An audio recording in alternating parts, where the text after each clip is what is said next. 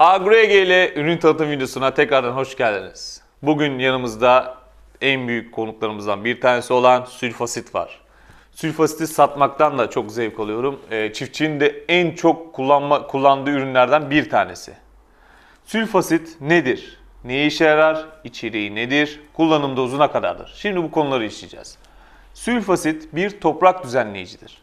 Toprağınızı damlamadan atılarak ya da holderle püskürtme yukarıdan atılarak toprağınızı yumuşatıyor ve kök bölgesini çalıştırarak topraktaki tüm besin elementlerini alımını sağlıyor. Özellikle toprakta sıkışmış olan fosfor, demir, çinko gibi elementlerin alımını çok hızlı seviyeye getiriyor.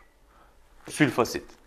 Peki içeriği nelerdir? Organik asit kompleksi, İBA, NA ve köklendirme hormonları vardır içinde.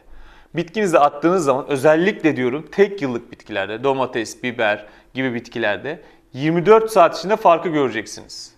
Bu sülfasitin arkasından ilk suda genellikle veriliyor ya da orta sularda bitkinin direncini kaybettiği anlarda veriliyor.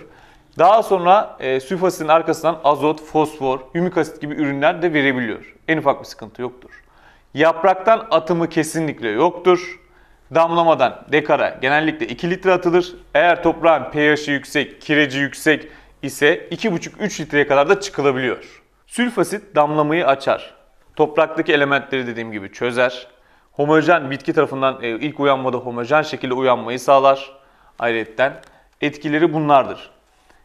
Piyasada satılan çoğu pH düzenleyiciden kat ve kat daha üstün olup fiyatı da onlara göre çok makuldür.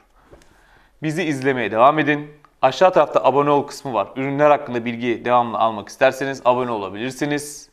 Sağlıcakla kalın. Çiftçimizin mutluluğu bizim gururumuzdur.